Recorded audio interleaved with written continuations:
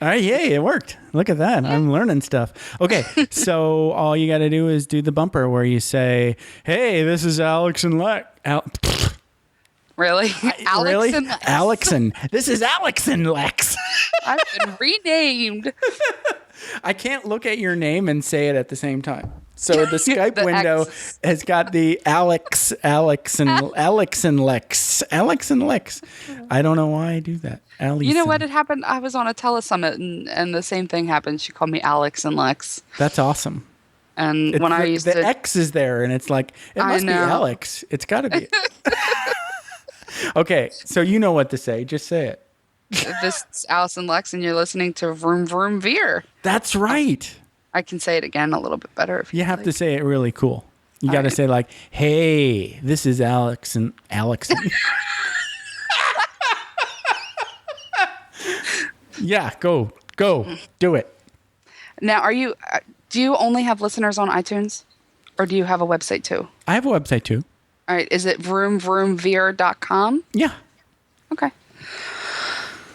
Now I got to make sure I don't say my name wrong. It's Alice and Lex. Thanks. I did it. Yay. Yay. Hey, this is Alice and Lex, and you're listening to Vroom Vroom Veer at vroomvroomveer.com. Woo! Thank you. That was awesome. Thank you. All right. I can do another one on iTunes. No, that's fine. You're cool. I don't know. But you should say, this is Alex. This is Alice. You put your URL in there. Okay. From rockyourmarketing.com. All right. And you're like that. All right. Hi, this is Alice and Lex from rockyourmarketing.com, and you're listening to Vroom Vroom Veer. Yay. Thank you, Alice. Thank you, Alexon. Just call me Alex. Your name's Alexon now. Actually, you know what's really funny is when I sign my name, I typically use my first initial and my last name. Alex. Which is Alex. That's awesome. So I am Alex and Lex. You are Alex and Lex. It's a thing now. Now I'm just going to have to call you Alexon. Just all the time. All the time. That's it. That's all right. Are you ready to thoughtfully steer away from your revved up, frenzied, and far too often scripted life? Then welcome to Vroom Vroom Veer with Jeff Smith, where he guides you down the road differently traveled by sharing unique experiences with guests who have managed to shift away from a life stuck on cruise control and veered their way into a more authentic and fulfilling one in all sorts of interesting and kind of remarkable ways. Get ready to Vroom Vroom Veer with your differently traveled road chauffeur, Jeff Smith. Jeff McManus, welcome to Vroom Vroom Veer, and thank you so much for being on my podcast. Wow, Jeff, I am glad to be here with you, my friend. All right, so you are in Oxford, Mississippi, which is just a little ways away from Memphis. Tell us a little bit what's going on in your area right now. Well, we affectionately call this the Holy Land of Mississippi, and we pray to the Church of Elvis. Well, actually, the Church of Ole Miss football is what what most people worship here. Understood. But we have a great college town, great culture, small town life, almost like Mayberry, but on steroids a little bit, and it's just a great time. I went to school at another SEC college, Auburn University, which is about 6 hours down the road. Okay. And had a blast. Got my degree in horticulture and learned all about plants and all how to grow things and make things beautiful. That's pretty amazing. That's a fun degree. It seems like you were one of the lucky ones that kind of fell into something you loved right away. Well, I'd say luck, or maybe luck that I found it, because it's an interesting story how I got there, Jeff. I like interesting stories. That's good. I was actually a marketing major. Whoa. And my brother owned a garden center back home in Douglasville, Georgia. So I was going to connect there on the summer work jobs and just work in the garden center and help people with plants. And I said, hey, I better take a plant ID class while I'm at Auburn's and learn a little horticulture. So I did, and I loved it. Ran into a great professor called Harry Ponder, and he knew every plant name, it seemed like, in the world.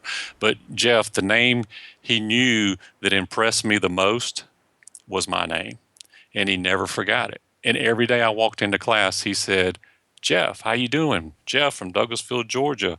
Well, that made an impression on me, so much so that as I'm taking my marketing class, and by the way, I failed it terribly, miserably, failed the class. Ouch.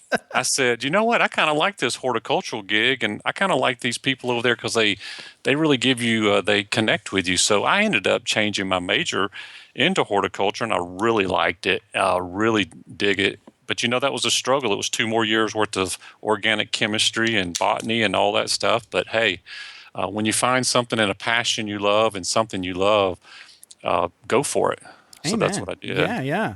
So tell us a little bit about what. Well, wait a minute. You know what came to mind? Did you see the movie The Martian? No, I haven't seen it yet. Is it good? Well, the hero's a botanist. Oh, gotta go see that. Hello. And That's of course, close. And of course, all the other astronauts give him a bunch of shit for being a botanist and teasing him to about being a botanist because they're all astronauts. Yeah. And it ends up saving his life. So there you go. Well, you'll appreciate this, Jeff. All my friends, we would be sitting around and studying, and my friends were accountant majors and business school and all these things, and they look at me and they go, "Hey, Jeff, did you know you're getting a degree in manual labor? That's horticulture. You're going to be working outside digging up plants." And You're right. said, not a whole lot. Thanks a lot. I Air-conditioned appreciate that. offices Think about that. and horticulture work. That's true. That's true. That's all right. Yeah, it's a lot of fun. So I ended up going down to Orlando for a year, and then Miami in Florida for about 11 years, and learned all my tropical plants. Got to hang out on some great high-end resort properties, and just had a blast. And went through some major culture shocks down there, learning a new culture of Miami is like a whole nother planet. Yeah, it's not even like the rest of Florida. No, it is not even close. No. Not even close. It's like little Cuba or something, little Havana. A little Cuba with New Jersey mixed in, right. Yeah, Europe mixed in, and it's a great cultural experience. I miss that aspect of it, but I had a great opportunity here at Ole Miss, so jumped on that after a while. So how did you end up at Ole Miss? What was the? How did that all pan out? Well, chance. Go ahead. Yeah. Yeah. Just walk us through the major steps. Well, the big guy, the man in charge here was Chancellor Robert Kayad, and he had been obtaining some private donations for funding for landscaping, and they were putting the money in, but all the plants were dying. That's not a good thing. You don't want to see your investment die. Right. And so he reached out to Auburn. He'd heard that Auburn's reputation on horticulture, so he reached out to my friend and mentor, Dr. Ponder, and said, "Hey, we hear that you guys hire and have people. You got anybody that can come to Ole Miss?" And I was fortunate enough to be on that short list of interviewees. And Dr. Kayat and I hit it off just perfectly. Talked about first impressions and onto the campus. So it was a great experience. That is huge. When you're shopping around for a college, right, and you're walking through doing your orientation, with or without your parents, that when you're walking around on the campus, that first impression is huge. 62% of prospective students will decide in the first 15 minutes if they're coming to your university based on the appearance. Absolutely. Right. And so if we can get them on campus, chances are real good we can get them here at school. So it's a huge recruiting tool for us, and he knew that, and he wanted to take that to a top level. So I was really fortunate. I was fortunate to be a piece and a part of that. So I'm a happy and blessed person. I got to ask you a question I just thought of. I've been to places that I want to say seemed like there was thought behind, say, it was a landscaped environment, but not just for the sights, but also the smells. Do you put thought into like what an area smells like because of the flowers or I don't know. You know, Absolutely. you do, don't you? Okay, yeah, good. you play with the senses, man. You Yeah. go with all the senses. You go with the touch, feel, aspect. You go with the smell aspect. You go with, if you can get the taste in some of your plants that you want, some of your herbs and things in some of your gardens, you want people to experience it. And how the more you can do that, the more memories you make, Right. and you connect with the property. It kind of reminds. Can I share a kind of a Please. interesting story for me? When I first started out in horticulture, I thought I knew everything. I was 24. I had a degree, a piece of paper, and I thought I was king of the horticulture world. And I had a great guy working for me, Rick. And Rick was probably 10, 15 years older than me, and was one of those guys who he was just quiet, but he knew what he was doing. He was confident. He was the go-to guy at our place on our property. And I was at Grand Cypress down in Orlando at a 5-diamond property, top end. And here I am, young, green behind the ears, and just a young whippersnapper, so to speak. And Rick says, "Jeff, how do you like all these flowers I just planted?" Huge flower bed. And so I went up to it and I said, "Man, Rick, that looks pretty good, but a couple of them right over here look like they might be a little bit out of line." Me and my 24-year-old infinite wisdom with Sure. Rick. Yeah. Rick been planting these for years, and he looked at me. He dropped his shoulders. He dropped everything in his hands, and he said, "I quit." And he turned around and he walked away. Now, you're talking about an embarrassed, scared 24-year-old young manager now just got put in charge of a hotel. I did not know what to do. I'm sitting there inside screaming to myself, "No, Rick, please don't leave." Right. And Rick's walking off. And I found out later, Rick, to end the story, Rick came back and we did make up, and there, he stayed with the company. But Rick told me, he said, "Jeff," he goes, "your words matter. What you tell us matter." True. He goes, "You're a little critical to us, and we work really hard to please you." And I took that to heart. That's something I've never forgotten, is how you talk to people and how you treat people is a huge impact on the way you get things done. You've got to do the feedback sandwich, right? That's right. Really do. You got to say how awesome they are. You got to say, like, "with love," like Michael Jackson. That's right. And then you say the bad thing. And then you say, "but you're really awesome. And this is cool too." It's so true. Yeah. You're so right. Yeah. I learned, my last assignment in the Air Force was here, from 2003 to 2008. And during that period, for all but like the first year and a half or so, I was put in charge of a small team of computer geeks, to run the network shop, and it was a big surprise. Oh my goodness, so much growth in that time. You just learn so much about leadership is hard. Yeah, leadership's challenging. And it's so humiliating. I mean, it makes you humble. Is that humiliating? Yeah. Yes. Right. Because you screw up so many times, and then you have to eat kraut, right? Have you gone through some of that? Yeah. So, I mean, leadership, the number one person that you have the hardest time leading is the guy or girl you look at in the mirror. Yeah, you're right. If the better you lead him or her, the better you're going to lead your team. And it's interesting. We had a group here where I'm working, and this happened 4 or 5 years ago. We were getting, have you ever heard, Jeff, of the Draminator? The Draminator. I know what you're talking about. I've never actually used it myself, but I know exactly what you're talking about. Those folks that like stir up the pot.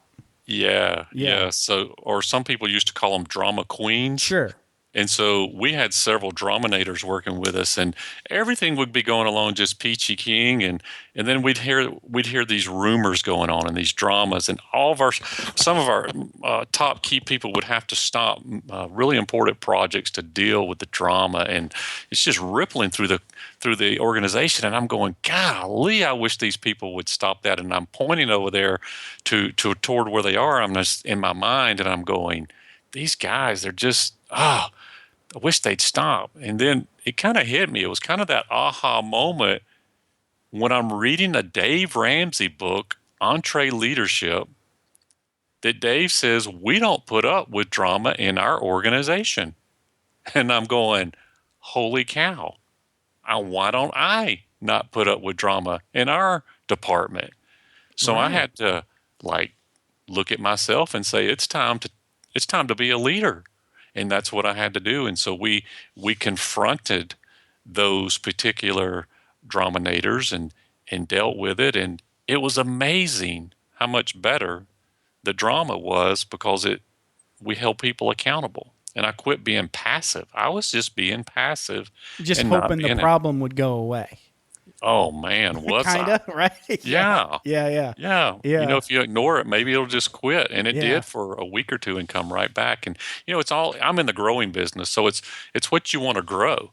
If you're going to let people plant that mess in your garden, you're going to get that mess growing in your garden. But if you start planting some good stuff and start feeding the good stuff, you'll eventually overgrow and weed out those negative things. And we found that to be very true in our area.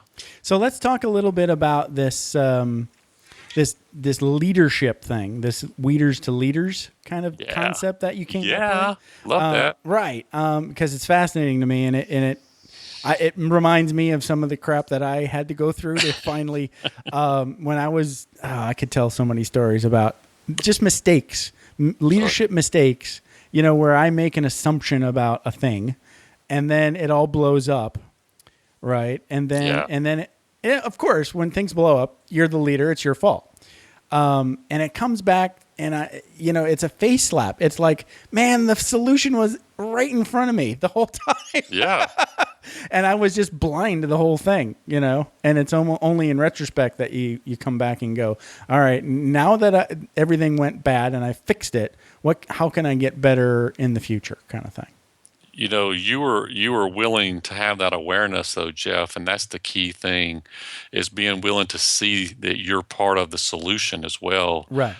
One of the best feedbacks I ever got when I went to Miami, and I had a boss, probably one of the bosses I least respected, probably one of the worst bosses I'd ever had. He wasn't there very long, but he gave me some of the best feedback I ever had. And Hurricane Andrew had just come through our area, and we were working hard to clean up after Andrew. And he in my evaluation, he goes, Jeff, he goes, you're doing a great job. Gave me the sandwich, Jeff. He gave me the sandwich, and he's all these good things. And then he says, you take things too personally.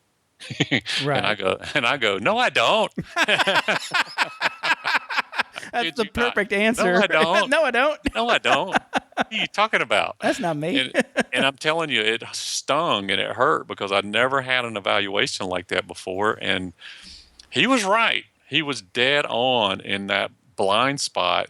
Once I got over that and was able to digest it, I was so much better as a leader, realizing I do have blind spots, and I still do. And one of the hardest things I do now today, but I do it, I force myself to do it, is to ask the people who answer to me, my direct reports, to give me a 360 evaluation, because I'm not going to get better if they're not honest with me, and I can't get mad at them. But I listen to them, and I get some of the best feedback, even though I don't always like it. I was told recently, I'm sitting here sharing all my stuff to That's the world. The show. It's the show. It's okay. Is this therapy? I'm not having to pay for this therapy. No, you do not have to pay. Okay. No. So she tells me, one of the girls who's direct report, she goes, she gives me the sandwich, all the great things, and then she goes, sometimes when you're walking through, you're so focused, but you look mad. You look like you're mad. Mm. She goes, we don't think you're mad, but it would help if you smiled. Sure. Yes. Well, okay. Good point. Note to self. So, Jeff, I don't know if you do this or not, but every night I have a list of things, and this is goofy, but I heard Zig Ziglar, I heard Jim Rohn do this, and talk to themselves in the mirror. And one of the things I do is I have that good self-talk, and I tell myself that I smile. I'm smiling right now, Jeff. Yeah, and I can hear that smile. Yeah, I'm smiling. And so I tell myself, you smile. And so I really work on now consciously trying to come across as approachable. That's important. I want people to be able to approach me, especially those I work with. Yeah, I just recently got caught with that face. I know the face. I know that face that you're talking about. It's because it's like me right now. I'm doing like computer work for Inglewood School District. So occasionally I'll get caught off guard and something's a little bit harder than I thought it was going to be. I thought I was just going to run in for 5 minutes, and all of a sudden the super easy fix is like turned into 15 minutes. And I've got that problem solving face where I'm totally focused in the machine, you know? And one of the teachers looked at me and said, "What are you doing?" What's wrong? I'm like, "Oh, I'm sorry." And I think I'm going to have to walk away from this and come back later. Well, you see, you were probably just so intense, and she thought something was wrong. Right. Well, there was something wrong. The stupid thing wasn't working. Well, but they don't know that, right. and it's her computer. So, she gets, she takes that personally, right? She thinks it's the end of the world. I'm just like, this is dumb, Exactly. Yeah. Well, again, self-awareness. It's amazing how that is a leadership attribute of knowing that you're the one who needs to be aware of what's going on. And people who do that, I find, are much easier to work with, and I want to be around them and try to help them be successful as well. So let's talk a little bit about your university that you made up. Yeah. Because that's pretty cool. Let's tell that story. Yeah, so we started this thing here on campus called Landscape University. Right. And it's a really cool program. I've actually got it now licensed, and I'm actually out doing this in the real world, so to speak, and I'm out teaching other people how to do. It's actually really more than just landscaping. It's any small business who is trying to grow their staff, not only in their skill level and standards, but also grow them in their leadership ability. And so I use this program to take and we use the word weeders affectionately, those that are frontline. They're in the weeds. Right. Yeah, they're hardworking. They're blue-collar folks. Some come in with the right attitude, some don't. But we take them and we work them through our system, a system that's used to develop them in their knowledge, develop them in their skills, but also to develop them in their heart of their leadership. And so it's fun. We have a level 100.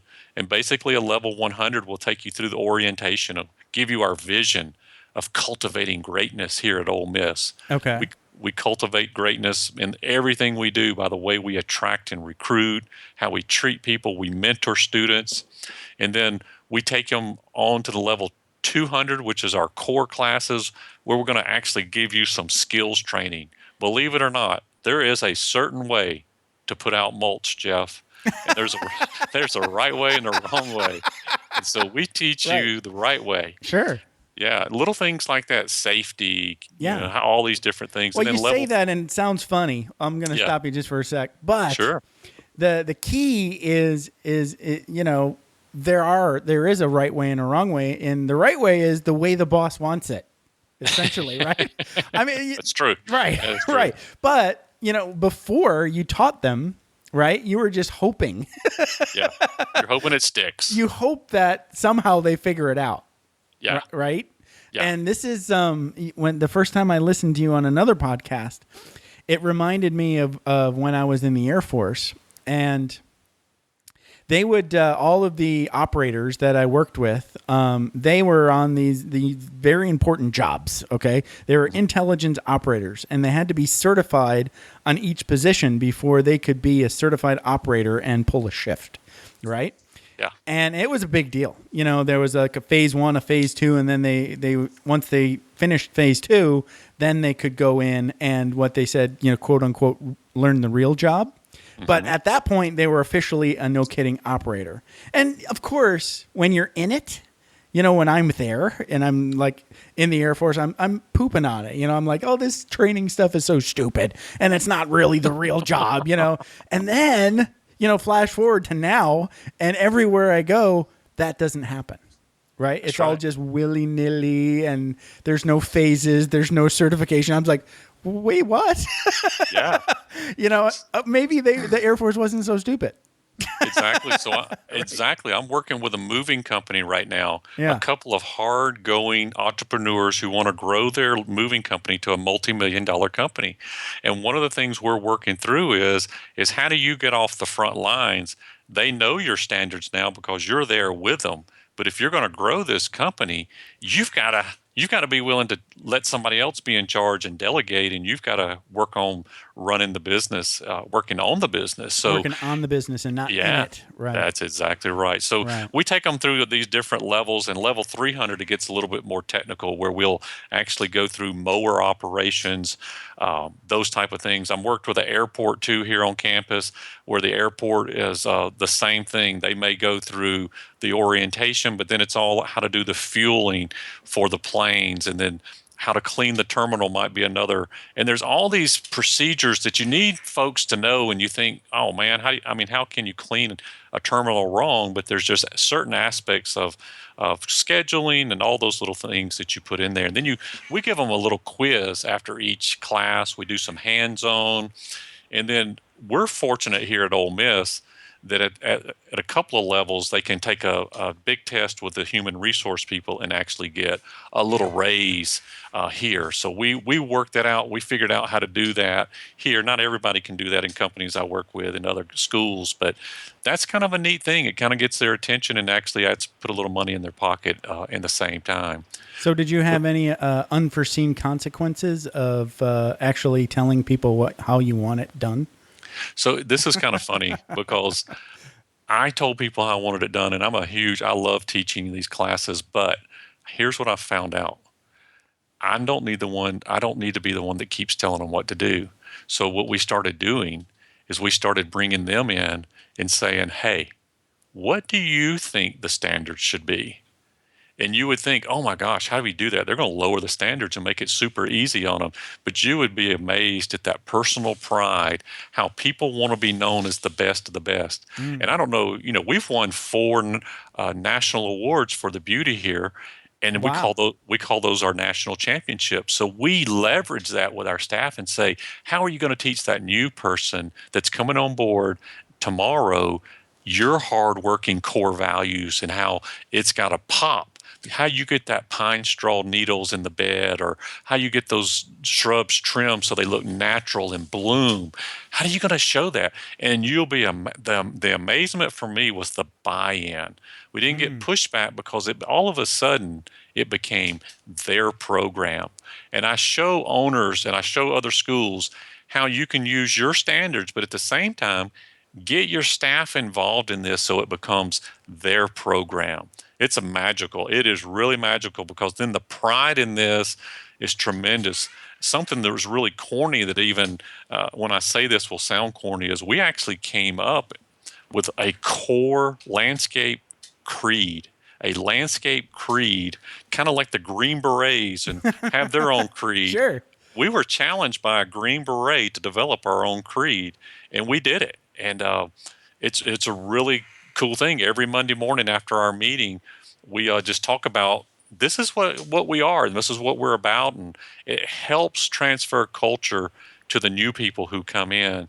That we're known because we lead by example. We adapt and overcome and all those kind of fun things. And that's pretty cool because it's like you can just point at the wall and go, well, 4 championships, we're probably not wrong. Yeah, national championships. That's right. Right? Yeah, that's right.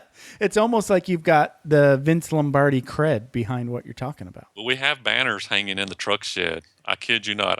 You know how they hang banners in coliseums? Yeah. We did this real nice fair appreciation lunch for them, and I didn't tell any of them what I was doing. And I had these banners rolled up in the rafters. And so at the end of the celebration was over, we were all up front getting our pictures made, and I grabbed the mic and I said, in 2003, Landscape Ole Miss won national award, and the guy went over there and he pulled the cord, and the banner drops down like a 2003 national championship. Yeah. And I do it again. 2009 Newsweek names Ole Miss most beautiful campus in the nation. And he pulls down the next one. And so now we got these 4 banners hanging out there, and it's like, yeah, baby, personal pride. Yeah, we're doing it. So it's a lot of fun. Yeah, that's all part of the college scene too. Yeah, You're making it like winning a game. Yeah, those guys are so passionate about sports. They all are. And the SEC, Southeastern Conference, is just a sports-driven culture. So I leverage that. I use that as much as I can, whatever it takes to get people to love what they do. This is funny. A guy was working for me, and he says, Jeff, I hate putting out pine needles around the plants. Pine needles is our mulch here, kind of like wood chips or cypress Whatever chips. Whatever you can pick up, right? Yeah. And it's cheap. Yeah. And he goes, I hate it. And we put out a lot of it. I mean, we put out lots of it. And he goes, but I do it.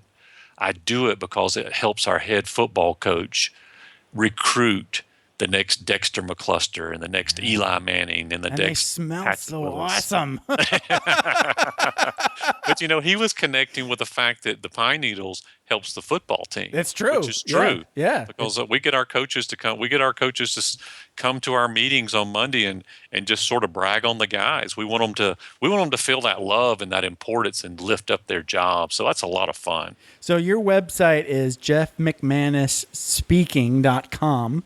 Yeah. And now you speak for not just in the landscaping business. So you're all over the place. I know you give us some more examples of the folks that you've spoke for. Well, I've spoken to a few in the green industry. I've gone to Caterpillar, Chick-fil-A. Chick-fil-A, that's great. Yeah. Worked with how are they? I mean, did they need a lot of help or? No, they don't. Okay. I mean, I was just working with some of the local groups here, with the local franchisees here, and they are awesome. Those guys. Their processes are pretty tight. They're good. Yeah. They're good. We looked at a lot of different groups when we were building this Landscape University, and they were one of the groups we looked at and doing that. But just getting around, and I've gone to the Biltmore and spoken. I've done some associations, some natural nutritional associations around, and seems like I'm out of the industry more than I'm in the green industry. Right. I like to do keynotes. I do training, but my passion. It's highly transplantable, what you're talking about, because everybody needs help with not just the processes, but the inspiration too. The people, yeah. I mean, it's the people, the processes, and they create the great product. Right. So if you can get the people, here's what I learned, and this is one of my lines here. I grow things. I grow plants, and I grow people, and I grow ideas. But if you really want to grow something great, just grow the people. Right. I used to focus a lot more time on growing plants. Now I focus 90% of my time on growing people. And it has truly changed the way we do things and made us so much more better at what we do. I have more free time now because of our staff are so much better in what they do. Yeah, and all the drama's gone. Yeah, baby. I love that. The Drominator. Hey, you want to hear crazy? The Drominators left on their own to find other jobs, and we were happy for them because they found better fits. But we had about 4 or 5 Drominators over time who left because we started this crazy little thing called Leader to Leader, and we actually passed out books, and we just read books together and had conversations and talked, and we do that once a month now. Actually, I got one tomorrow. Small groups of 5, 10 guys. You just sit around the table, and we just talk about things that deal with life, attitude, adaptability, commitment. We just pick a word, or we might pick a YouTube video, a TED Talk, and just watch it and talk about it. You'd be amazed at what happens in those little meetings of people opening up and sharing, and they start to hear themselves, and they're going, dang, the boss is in here and he's asking our opinion. Right. And people they want to know they have a voice. They want to know they can participate and have fun and that you care. And I do. I love it. I look forward to it. Now, do I have time to do that during the day of a busy day? I mean, no, I don't have time. I really don't. But what I get in that 1 hour investment 5 times a month, so that's 5 hours, is 10 times the production of our people. Yeah. It is on the buy-in's higher. Right. And you're working on the business instead of in it. Yeah, baby. I love it. It is. And I'm telling you, and I've been doing this now for about 5 years with these guys. And now it's just like, we are going to meet, aren't we, Jeff? Jeff, we are meeting. Right. You had to postpone the meeting. When are we rescheduling? And I love that because they're into it. Yeah. Yeah. Crazy thing I did is I took them down to the county library here and showed a lot of them how to check out audiobooks and things. And I'm amazed at how many are listening to audiobooks now. Just creating that culture of growth, man. We're growing plants. So why not grow yourself too and get better? And life has so much to offer if you go out and be proactive and seek it. And these guys, I could tell you stories of guys on our crew who have gone, who have left, who they've outgrown us in a great way, and they've gone on to do better things, and we're so proud of them and excited for them. Yeah, I think plants have maybe cracked that nut of of growing. Yeah. Always constantly growing is their nature, and they're also pretty much content at the same time. Jeff, what happens to a plant when it quits growing? Well, it dies. Right? What happens to us when we stop growing? Same diff. But you know what? We can't. Whether yeah, you're right. I don't know. I've seen a lot of walking corpse around, Jeff. Maybe they're the Walking Dead. That's right. I'm just wondering what time's the funeral to make it official. But when you run into somebody who's not growing, you know it. You're right. Because their heart is hard, and they have all the answers, and their way is the right way. They're growing in the direction of their grave, essentially. As they're growing in the wrong direction. Yeah, that's right. That's right. Go. That's what I love about Landscape University. It allows them to grow continuously, and it never stops. Just never stop growing. I could talk more, but you've got to go. Yeah, I'm being your assistant now. Yeah. Got an Ole Miss basketball game to go to. You can't miss that. So, yeah. All right. This has been a blast, and thanks for being on the show. Oh, Jeff. And I'm going to say your URL one more time. So you can find out more about Jeff's business and his speaking gigs at jeffmcmanusspeaking.com. Did I get that right? You did, Jeff. All right. You're an awesome host. And hey, just one quick shout out. I do have a book coming out, Growing Weeders to Leaders, and it's coming out this fall. So, well, let me know when it comes out, and I'll add a link in your show notes, so awesome. We can promo your book too. Thanks, Jeff. All right, brother. Love being on the show. Thanks for having me. All right, enjoy that basketball game. Will do. Take care. Thanks for taking the time to ride along with us on another episode of Vroom Vroom Veer. For podcast info and show notes, be sure to head over to vvveer.com. That's VVER.com. Man, that's fun to say. And we'll catch up with you next time here on Vroom Vroom Veer.